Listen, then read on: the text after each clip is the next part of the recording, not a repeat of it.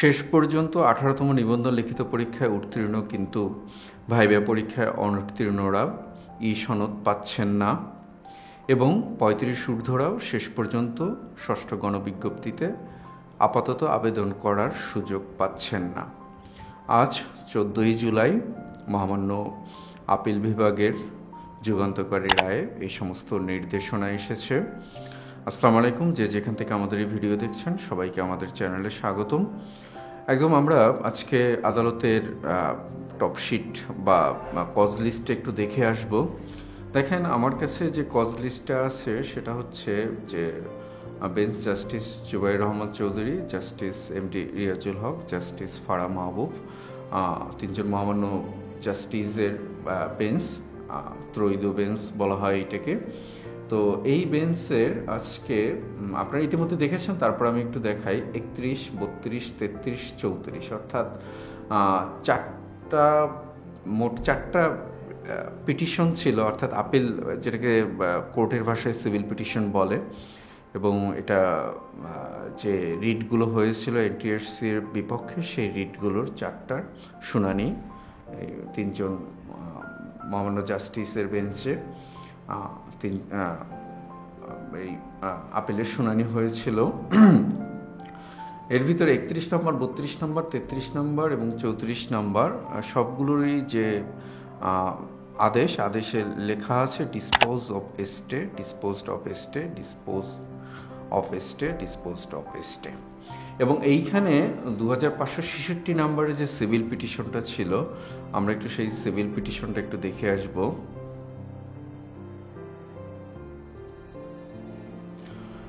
2500 এই সিভিল পিটিশনটা ছিল chairman of non government petitioner, chairman non government teachers registration authority NTRC Dhaka, আর respondent ছিলেন মোহাম্মদ হাবিবুর রহমান।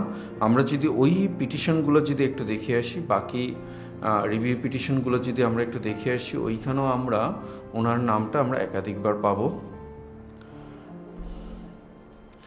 যে উনি মূলত মোহাম্মদ হাবিবুর রহমান অ্যান্ড আদার্স, উনি 2564 নম্বরে আছেন, 2566 নম্বরে আছেন, 2500, আচ্ছা, দুইটা রিট পিটিশনে উনি ছিলেন। আর MD Sayeed Jahanur Rahman and others, MD Sayeed Jahanur Rahman and others. তো এই চারটা পিটিশনে আমরা যে পিটিশনটা মূলত যেটা এনটিআরসি এর কর্তৃপক্ষকে মহামান্য হাইকোর্ট বিভাগ যে আদেশ দিয়েছিলেন, সেটা একটু এটা 8 তারিখে চেম্বার জজ আদালতে শুনানি হয়, 9 তারিখে এটাকে স্টে অ্যান্ড ফিক্সড অন 14/7/2025। আর আজকে 14/7/2025-এ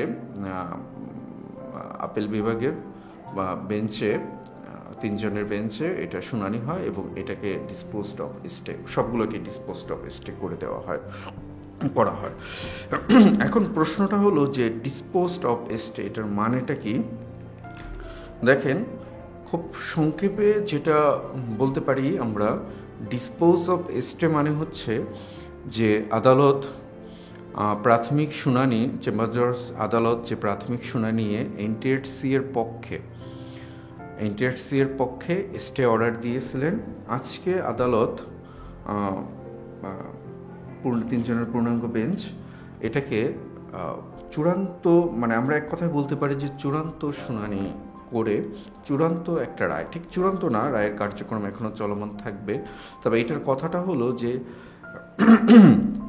এনটিআরসি এর কর্তৃপক্ষের অনুকূলে স্টে অর্ডারটাকে ডিসপোজড করে দেওয়া হয়েছে, অর্থাৎ এনটিআরসি এর কর্তৃপক্ষের এখন আর স্টে অর্ডার দরকার নেই। তারা এই স্টে অর্ডার ছাড়াই স্বাভাবিকভাবে ষষ্ঠ গণবিজ্ঞপ্তির তথা এনটিআরসি এর যে স্বাভাবিক কার্যক্রম আছে সবগুলো কার্যক্রম তারা চালাতে পারবেন। এক্ষেত্রে আদালতের ফার্দার আর কোনো নির্দেশনা নেই। এবং যেই রিটগুলোর মহামান্য হাইকোর্ট থেকে এনটিআরসির বিপক্ষে রায় হয়েছিল, সেই রায়গুলোকেও আমরা ধরে নিতে পারি যে এই অবস্থায় স্টে অবস্থায় আছে, অর্থাৎ সেই রায়গুলো এখন আর কার্যকর নেই। একদম সোজা ভাষায় এটা। আর এইখানে দুইটা, ডিসপোজড অফ স্টে আর ডিসপোজড ইন স্টে। যদি ডিসপোজড ইন স্টে লেখা থাকতো তাহলে একদম চূড়ান্ত শুনানি হয়ে মামলাটা বাতিল হয়ে যেত, কিন্তু এখন এইখানে এইটা হয়নি। তো এইখানে ডিসপোজড অফ স্টে অর্থাৎ এনটিআরসি কর্তৃপক্ষের আর কোনো স্টে অর্ডার বা এই ধরনের কোনো কিছুর দরকার নেই, তারা তাদের কার্যক্রম স্বাভাবিকভাবে পরিচালনা করতে পারবেন।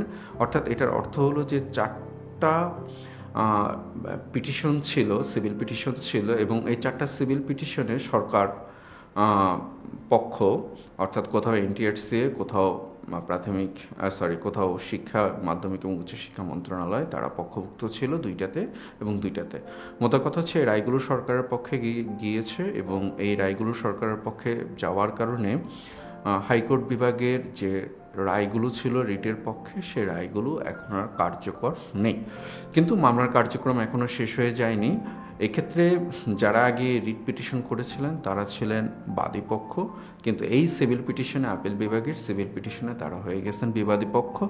অর্থাৎ বিবাদী পক্ষ এক্ষেত্রে মামলার স্ট্যাটাস কোর্টও দেননি, অর্থাৎ স্থগিত আদেশ যেটা, সেটাও দেননি।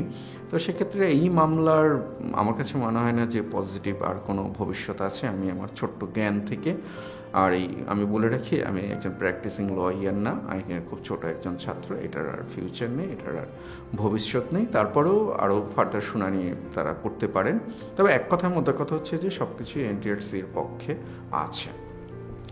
তো একদম শুরুতে যখন মহামান্য হাইকোর্ট বিভাগ রায় দেন, তো সে সময় খুব সম্ভবত আমি বাংলাদেশের একমাত্র কোনো চ্যানেল, আমি একদম ডকুমেন্ট নিয়ে আমি দেখিয়েছিলাম যে 18তম যে 70+, আমার ঠিক এই মুহূর্তে মনে নেই, যারা রিট পিটিশন করেছিলেন, 2টা রিট পিটিশনের পক্ষে মহামান্য হাইকোর্ট বিভাগ যে রায় দিয়েছেন, এই রায়টাকে এনটিআরসি কর্তৃপক্ষ খুব স্ট্রংলি এটাকে অপোজিট করবে। এর কারণটা হচ্ছে কি, যে এই বেসিসে রায়টা এসেছে, ওই বেসিসে রায়টা যদি এস্টাবলিশড হয়ে যায় বা রায়টা যদি থেকে যায়, তাহলে সেক্ষেত্রে এনটিআরসি এর মতো একটি প্রতিষ্ঠান, যে প্রতিষ্ঠানগুলোকে আমরা সংবিধিবদ্ধ প্রতিষ্ঠান বলতে পারি, এ ধরনের সংবিধিবদ্ধ প্রতিষ্ঠানের শেষ পর্যন্ত অস্তিত্ব থাকে না। এবং আমি প্রত্যেকটা ধাপ বাই ধাপ দেখিয়ে দিয়েছি, এবং আপনারা কেউ এর পক্ষে ছিলেন, কেউ এর বিপক্ষে ছিলেন, যে যেখানেই থাকুন সর্বোচ্চ আদালতের রায়ের বাধ্যতামূলক কার্যকারিতা আছে, মানতেই হবে। তবে যাই হোক, কেউ হয়তো বা বুঝে বা কেউ হয়তো বা না বুঝে বিভিন্ন মন্তব্য করেছেন, আমি মনে করি সেটা আপনাদের জ্ঞানের সীমাবদ্ধতা। কিন্তু আমি এই বিষয়ে নিশ্চিত ছিলাম যে 18তম যে সবাইকে লিখিত সনদ দেওয়ার যে রায়, সেই রায়টা আপিল বিভাগে টিকবে না। কারণ এই ধরনের কোনো রায় যদি আপিল বিভাগে টিকে যায়, তাহলে বাংলাদেশের শেষ পর্যন্ত চাকরির পরীক্ষা বলে কোনো কিছু থাকবে না, পাস ফেল বলে কোনো কিছু থাকবে না, ভাইবাও আদার্স একটা পরীক্ষার মতো পরীক্ষা, এই বিষয়টা থাকবে না। এবং এনটিআরসিকে যে বিধি এবং সরকার যে সংবিধিবদ্ধ প্রতিষ্ঠান হিসেবে তাকে প্রতিষ্ঠা করেছে, শেষ পর্যন্ত এটাও থাকবে না। তো আলটিমেটলি যাই হোক, এইখানে আমি আর একটুকু বলে রাখি, সেটা হচ্ছে যে এইখানে আমার ব্যক্তিগত কোনো চাওয়া নেই, ব্যক্তিগত কোনো পাওয়া নেই।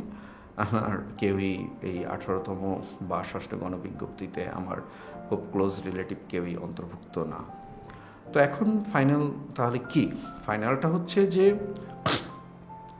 বাদী পক্ষ হিসেবে এনটিআরসিও তথা সরকার, তারা তাদের কার্যক্রমগুলো স্বাভাবিক গতিতেই চালিয়ে নেবেন, এবং 6ষ্ঠ গণবিজ্ঞপ্তির প্রাথমিক সুপারিশ হোক বা চূড়ান্ত সুপারিশ হোক, যেটাই হোক, সেটা খুব দ্রুত হয়ে যাবে। আমি আশাবাদী এই মাসের মধ্যেই আপনারা খুব ভালো একটি সুখবর পাবেন। আর আপনাদের যে কিছু প্রশ্ন ছিল, আমি সে কিছু প্রশ্নগুলোর উত্তর দিয়ে দেই। সেটা হচ্ছে যে এখন পর্যন্ত সর্বশেষ তথ্য অনুযায়ী 57,840 জন চূড়ান্তভাবে 6ষ্ঠ গণবিজ্ঞপ্তিতে আবেদন করেছেন, এবং 57,840 জনই ভিরোল ফর্ম পূরণ করেছেন।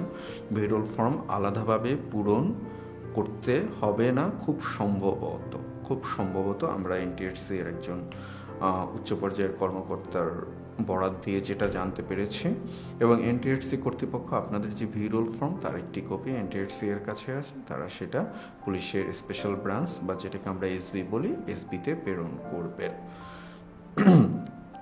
এবং পাশাপাশি আপনাদের যে ডকুমেন্টেশনের যে ব্যাপারগুলো আছে, সেগুলো নিয়ে আপনারা অযথা উতলা হবেন না বা অযথা আপনারা চিন্তাগ্রস্ত হবেন না। এগুলো আপনাদেরকে এনটিআরসি যখন প্রাথমিক সুপারিশ হোক বা চূড়ান্ত সুপারিশ হোক, তখন এগুলো আপনাদেরকে সার্কুলারের মাধ্যমে জানিয়ে দেবে, আপনারা তখন সেই অনুযায়ী কাজ করবেন। তবে এই ফাঁকে আপনারা একটা কাজ করে ফেলতে পারেন, যারা এখন পর্যন্ত আমাদের চ্যানেলটি সাবস্ক্রাইব করেননি, সাবস্ক্রাইব করে ফেলুন এবং বেল বাটনটি অন করে রাখুন। আর পাশাপাশি আপনাদের যদি আরও কারো কিছু জানার থাকে অবশ্যই সেটা জানাবেন, এবং এই রায়ের পক্ষে বা বিপক্ষে আপনাদের যে মতামত থাকবে অবশ্যই শালীনতা বজায় করে এটা রাখবেন। বিষয়টা যেটা হচ্ছে যে যেটা আইন বা যেটা রীতি সিদ্ধ এবং এটা কোর্টের রায়, আমি আপনার ভালো লাগলেও এটা হবে, ভালো না লাগলেও এটা হবে। তো সবার জন্য শুভকামনা, ভালো থাকবেন, আবার কথা হবে আপনাদের সাথে।